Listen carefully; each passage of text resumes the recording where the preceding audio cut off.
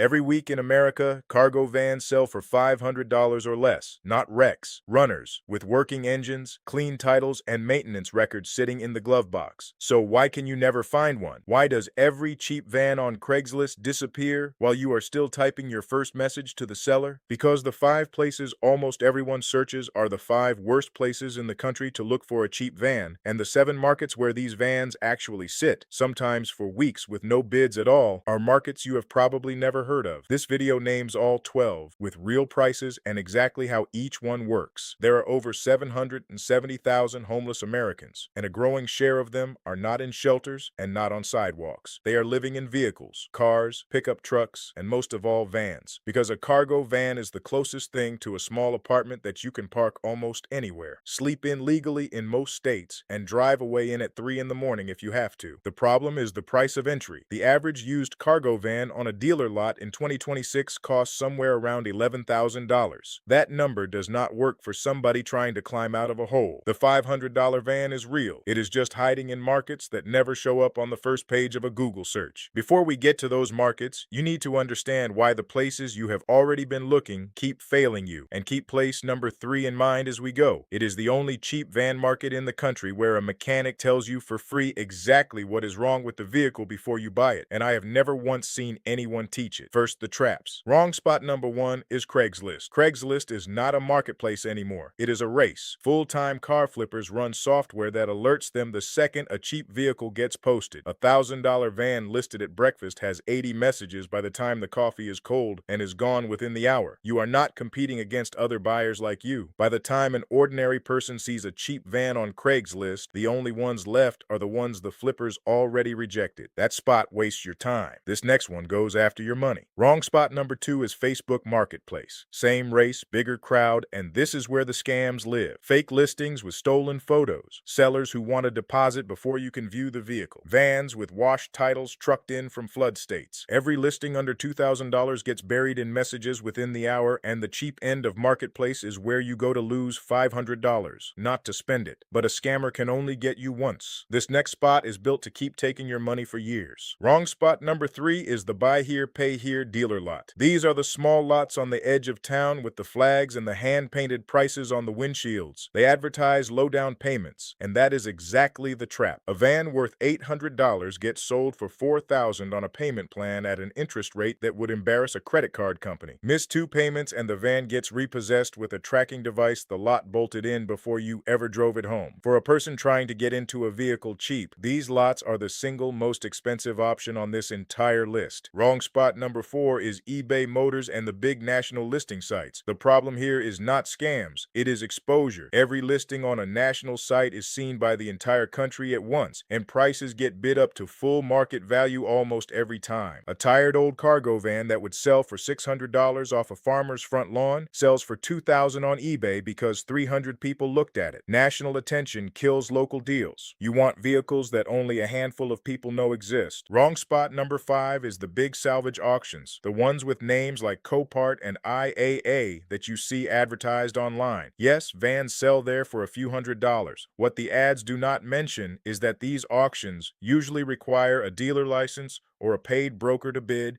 and the fee schedule stacks up fast. Buyer fees, gate fees, broker fees, internet bidding fees, storage charges if you do not pick up fast enough. A $400 winning bid regularly turns into $1,000 out the door, and the van you bought was usually a wrecked insurance write-off with a salvage title to begin with. Unless you already rebuild vehicles for a living, walk past these. So those are the 5 spots where the odds are stacked against you. Now for the part almost nobody teaches, the 7 places where $500 vans actually appear week after week with barely any competition. Place number 1 is government surplus auctions. Every level of government in America runs a fleet. The Postal Service operates more than 200,000 vehicles. School districts run maintenance vans. Water departments, parks departments, and county road crews all run cargo vans with high mileage and obsessive service records because a paid mechanic changed the oil on schedule for 15 straight years. When those vehicles age out, they do not go to dealerships. They get auctioned to the public on 3 websites: gsaauctions.gov, govdeals.com, and publicsurplus.com. All 3 are free to register. On any given Tuesday, you will find dozens of cargo vans listed between $400 and $1,500, most with written maintenance histories you can read before you bid. Bidding usually opens at $1. Most listings close between $300 and $1,200. A 2009 Chevy Express that spent its whole life hauling cones and signs for a county road crew has a thicker service file than almost anything a private owner will ever sell you. A few specifics worth knowing inside this world. School district step vans, the kind with the tall walk-in cargo box, are often the single best deals on these sites because they were built to survive decades of stop-and-go work, and almost nobody bids on them. When the Postal Service replaces part of its fleet, batches of the old right-hand drive delivery vehicles sometimes cross the block for a few $100s apiece, mostly because transmission problems scare casual buyers away, and municipal water department vans usually come with the back stripped bare from the day they were ordered. No seats, no carpet, no trim. If you plan to live in one, that is a head start. There is nothing to tear out before you build. Place number 2 is county impound and tow yard auctions. In every state, when a vehicle gets towed and nobody claims it,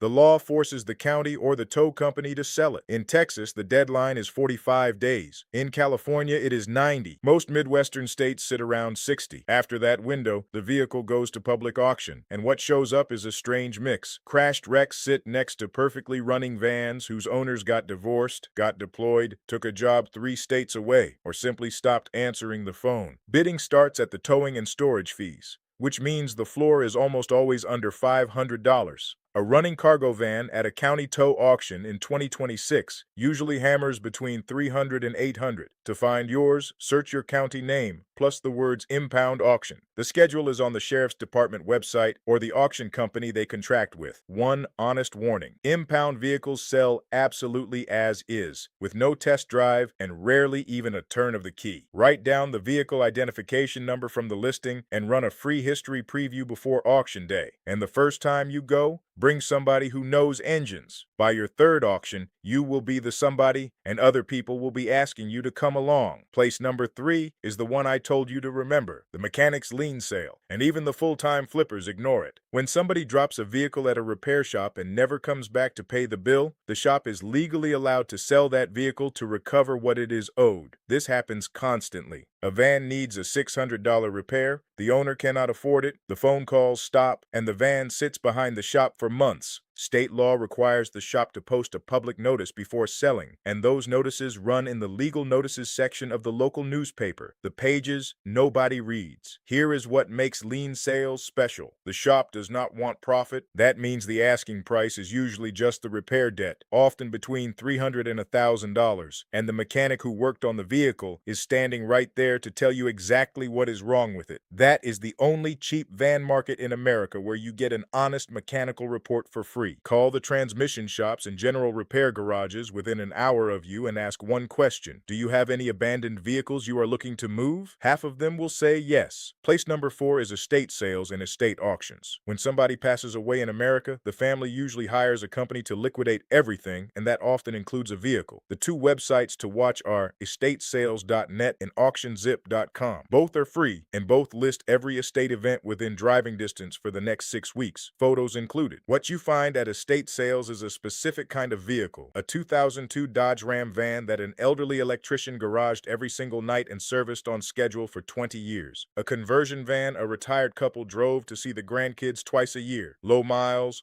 original records in the glove box, and a family that does not want it. That last part is the whole game. The family wants the estate closed. The sale company is paid to liquidate, not to squeeze out top dollar. Vans routinely sit with a price tag all weekend, until someone simply says they will take it. The rule of estate sales is to show up early on the first morning because the good vehicles are gone within 2 hours of the doors opening. If a van is still there on day 2, the price gets cut, but there is usually a reason it did not move. And here is a piece of leverage almost nobody uses. On the final afternoon of an estate sale, the company running it has one job left, which is making sure nothing is still sitting in that driveway on Monday. A polite cash offer at 4 in the afternoon on the last day gets accepted more often than you would believe. Now, before we get to the final three places, one quick thing, because it matters for anyone taking this seriously. Finding the van is only half the job. The other half is keeping it, where you can legally park overnight without a knock on the window. How people handle registration and a mailing address when they do not have a fixed one. The paperwork mistakes that get a van impounded and put somebody right back at zero. All of that changes state by state, and it takes a full written guide to cover properly. So I put every bit of it in the Van Life Savings Manual. The link is in the description below, or scan the QR code on your screen. Now, the last three places. Place number 5 is charity vehicle programs. Millions of Americans donate old vehicles to charity every year for the tax deduction, and almost nobody asks what happens to those vehicles next. The answer is that the charities sell them, and they sell them cheap. Goodwill runs weekly public auto auctions in several cities, and donated vans regularly cross the block between $300 and $1,000 because the charity paid nothing for them, and every dollar is profit. Smaller local charities, church programs, and vehicle donation lots do the same thing at fixed prices with no bidding at all. And there is a second door here that almost nobody knows exists. Some charity programs do not sell donated vehicles. They give them away to people in genuine need who apply. Single parents, veterans, people getting back on their feet after losing housing. The application takes an afternoon. If you or somebody you know is in that situation, search vehicle donation programs plus your state before you spend a single dollar anywhere else. The cheapest van in America is the free one. Place number 6 is business liquidation auctions. Small companies close every single week. Plumbing outfits, HVAC contractors, electricians, delivery services, flower shops, carpet cleaners. When they shut down, everything gets auctioned, and the work vans go with the shelving and the office chairs. These auctions are listed on auctionzip.com and on the websites of local auctioneers, usually under words like business liquidation or complete dispersal. Here is why the prices collapse. The people who show up to a liquidation auction came for the equipment. The contractors in the crowd are bidding on the pipe threader and the ladder racks, not the tired 2009 Chevy Express parked out back. A work van at a liquidation auction often sells to the one person in the room who actually wanted it, and in a small town that winning bid is regularly under $1,000. As a bonus, contractor vans usually come with the shelving still bolted inside, which converts into storage for living in one with zero extra cost. Place number 7 is the oldest market in the country, rural bulletin boards and small town print classifieds. In towns under 15,000 people, vehicles are still sold the way America sold them before the internet existed. A paper sign with a phone number taped inside the windshield, a card pinned to the bulletin board at the IGA grocery store, the feed store, the VFW hall, or the post office. A 3-line ad in the weekly county newspaper that costs 50 cents at the gas station. The print publications to look for are Penny Saver and Thrifty Nickel, which still circulate across rural America in 2026, and most of their listings never make it online. The sellers in this market are old farmers, retired tradesmen, and widows who have never opened Facebook in their lives. They are not checking book values. They are not fielding 30 calls. They want the vehicle out of the driveway, and the sign says exactly what it says. A 1995 GMC Vandera runs good. $450 ask for Dale. If you are willing to drive an hour out of the city and walk into 4 businesses with bulletin boards, you can realistically find a $500 van within 2 weekends, and no internet shopper will ever beat you to it. One last thing before you go looking, and this part decides whether you win or lose. A $500 van never comes with a clean bill of health. It comes with problems, and almost always they are surface problems. A leaking valve cover gasket, a bad wheel bearing, a blower motor that quit, a check engine light triggered by one oxygen sensor. Every one of those is fixable for under $300 by anybody who can watch a repair video and turn a wrench. What separates the people who succeed in this market from the people who get burned is recognizing the 3 deal killers. A blown head gasket is a $4,000 problem. A cracked engine block is $5,000. A failed transmission is $3,000. If a van shows signs of any of those 3, you walk away, no matter how low the price drops. Spend 2 hours on a Saturday learning the symptoms. White smoke pouring from the exhaust, milky chocolate-colored oil on the dipstick, coolant that bubbles when the engine runs, gears that slip or slam when the transmission shifts. Then build yourself a 5-minute routine you run on every van you look at. Pull the dipstick, open the coolant reservoir, start it cold if they will let you, and watch the exhaust for the first 30 seconds. Those 2 hours of learning and 5 minutes of of checking will protect you from the only mistakes in this game that actually matter. So that is the full map. Skip Craigslist, Facebook Marketplace, the buy here, pay here lots, the national listing sites, and the big salvage auctions, because the competition, the fees, or the financing will eat you alive. Go instead where the vans actually sit. Government surplus auctions, county impound sales, mechanics lien sales, estate sales, charity vehicle programs, business liquidations, and the bulletin board at a small town grocery store. Every one of those 7 markets has the same thing in common. They take a little more effort than opening an app on your phone, and that small amount of effort is the entire reason they still have $500 vans in them. Nobody is teaching this to the people who need it most. Shelters do not hand out flyers about surplus auctions. Caseworkers do not coach anyone through a lien sale. The information is free, but the path to it is buried, and somebody sleeping in a car tonight has no idea that a running cargo van is sitting on a government lot 2 counties away. If this video showed you something you did not know, subscribe, because this channel exists to tell people where to find what the system never mentions. And share this with somebody who is looking, or somebody who is one bad month away from looking. Everything in this video is free to use. The vans are already sitting on the lots. Somebody just has to go get them.